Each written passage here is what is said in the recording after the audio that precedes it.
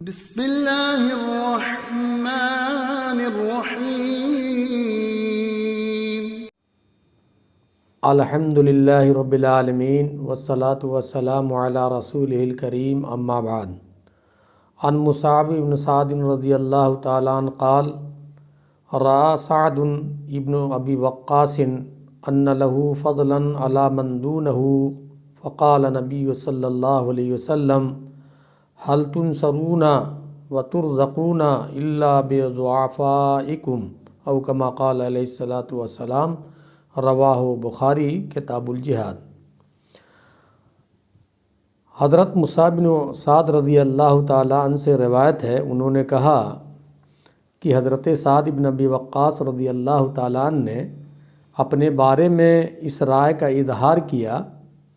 کہ انہیں مال غنیمت سے ان لوگوں کے مقابلہ میں زیادہ حصہ ملنا چاہیے جو شجاعت اور قوت میں ان سے کم ہیں۔ نبی کریم صلی اللہ علیہ وسلم نے فرمایا، دشمن کے مقابلہ میں تمہاری مدد نہیں کی جاتی اور تمہیں رزق نہیں دیا جاتا مگر ان لوگوں کی دعا اور برکت سے جو تم میں کمزور ہیں۔ برادران اسلام اور ناظرین کرام، ابھی میں نے بخاری شریف کی ایک حدیث پڑھی ہے چھوٹی سی، اور اس کا ترجمہ پیش کیا ہے۔ حضرت سعد بن ابی وقاص رضی اللہ تعالیٰ عنہ ان 7 افراد میں سے ایک ہیں جنہوں نے مکہ میں سب سے پہلے حضور صلی اللہ علیہ وسلم کی دعوت اور تبلیغ سے متاثر ہو کر اسلام قبول کیا تھا، بلکہ جن خوش نصیب صحابہ کو حضور صلی اللہ علیہ وسلم نے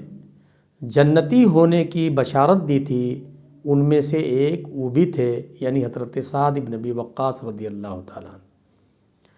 وہ بڑے نڈر، بے باک اور بے خوف اور مجاہد تھے۔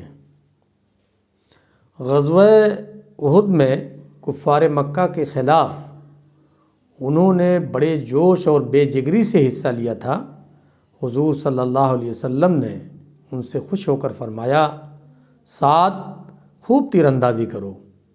میرے ماں باپ تجھ پر قربان ہوں۔ حضرات، یہ نبی کریم صلی اللہ علیہ وسلم نے جو بات بیان فرمائی، میرے ماں باپ تجھ پر قربان ہوں، یہ پہلے صحابی ہیں حضرت سعد بن ابی وقاص رضی اللہ تعالیٰ عنہ کہ اللہ کے رسول صلی اللہ علیہ وسلم نے خوش ہو کر اپنے ماں باپ کو قربان کہنے کی بات کہی۔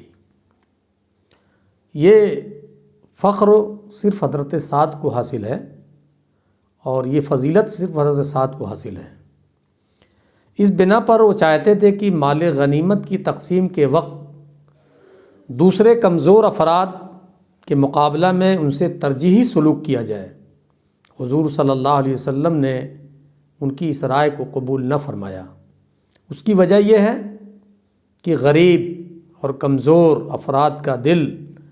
نہ تو مال و دولت میں الجھتا ہے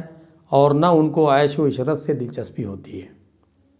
اس لیے وہ اللہ تعالیٰ کی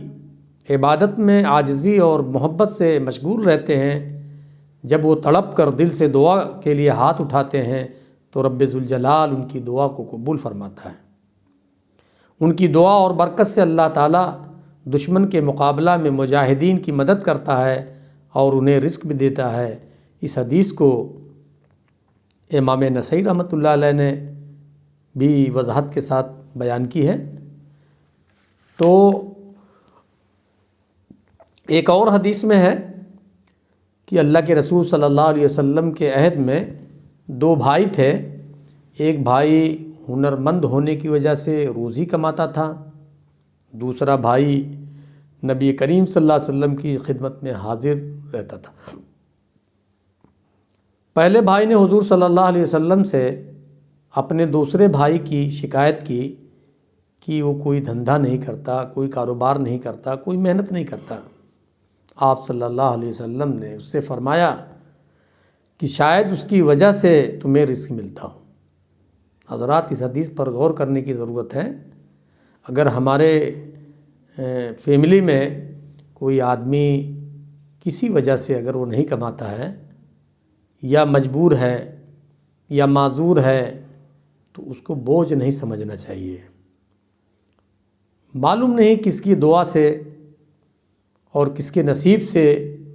اللہ تعالیٰ روزی دیتا ہے، اس لیے گھر میں اگر کوئی معذور بچہ ہو، نابینا ہو، گونگا ہو، اپاہج ہو یا کسی طرح کی بیماری میں مبتلا ہو یا مریض ہو دائمی، تو کبھی گھر کے لوگوں کو اس کو اپنا بوجھ نہیں سمجھنا چاہیے۔ ہمیشہ اللہ تعالیٰ سے خیر کی دعا کرتے رہنا چاہیے اور اس کا خیال کرنا چاہیے، اس کی ہر طرح سے نگرانی ہونی چاہیے، کسی طرح کی کوئی کمی نہیں ہونی چاہیے۔ اس لیے یہ ہو سکتا ہے کہ اللہ تعالیٰ وہ نابینا جو فیملی کے اندر ہے، بھائی ہے یا بیٹا ہے یا وہ اپاہج یا وہ گونگا، ہو سکتا ہو اللہ تعالیٰ اسی کے نصیب سے تمام لوگوں کو رزق دیتا ہوں، اس لیے کبھی بوجھ نہیں سمجھنا چاہیے۔ تو ابھی جو اللہ کے رسول صلی اللہ علیہ وسلم نے فرمایا کہ شاید اس کی وجہ سے تمہیں رزق ملتا ہو، اس کے نصیب سے تمہیں رزق ملتا ہو،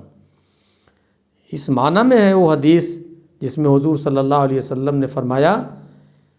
ابغونی فی ضعفائکم فانما ترزقون وتنصرون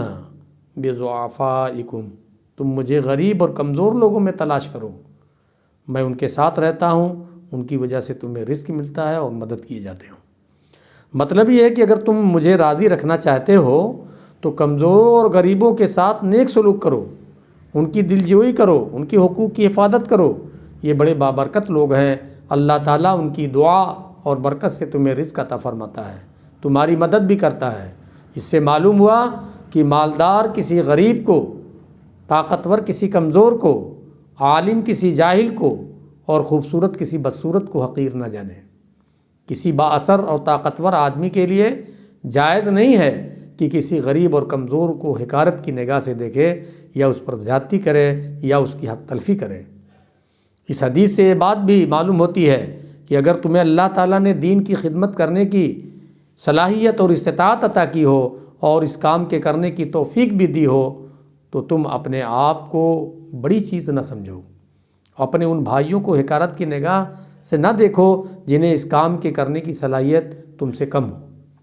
بلکہ تمہیں اللہ تعالیٰ کا شکر ادا کرنا چاہیے جس نے اپنے فضل و کرم سے یہ نعمت تمہیں عطا کی ہے۔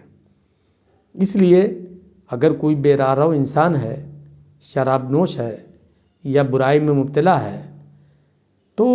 اس کو بہت حقارت کی نگاہ سے نہیں دیکھنا چاہیے، بلکہ اس کی ہدایت کے لیے ہمیں دعا کرنا چاہیے اور اپنے کو بہت برتر نہیں سمجھنا چاہیے۔ ہمارے بہت سے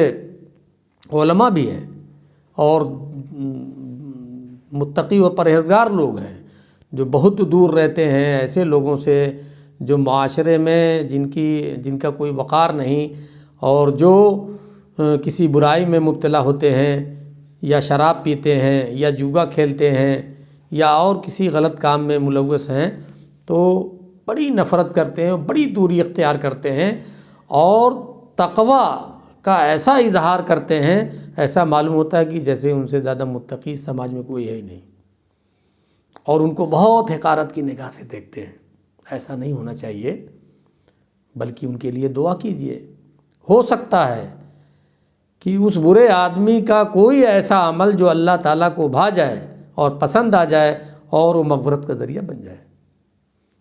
اور آپ کا کوئی ایسا برا عمل جس سے اللہ تعالیٰ ناراض ہو جائے اور وہ بخشش کا ذریعہ نہ بن سکے۔ اس لیے کبھی بھی جو سماج میں گھرے پڑے لوگ ہوں یا کچلے دبے لوگ ہوں یا غریب اور محتاج ہوں یا فقر و فاقہ مبتلا ہوں یا ان کے لباس صحیح نہ ہوں تو اسے کبھی نفرت نہیں کرنی چاہیے، بلکہ ان کو گلے لگانا چاہیے، ان کو اپنے سے قریب کرنا چاہیے تاکہ اللہ تعالیٰ ان کو ہدایت دے دے اور ان کے لیے دعا کرتے رہنا چاہیے۔ اللہ تعالیٰ ہم تمام لوگوں کو عمل کی توفیق عطا فرمائے۔ آخر میں ایک اعلان یہ ہے کہ آج میں انشاءاللہ سفر کرنے والا ہوں، اس لیے یہ ہمارا درس حدیث 15 روز کے لیے موقوف رہے گا۔ آپ تمام حضرات سے گزارش ہے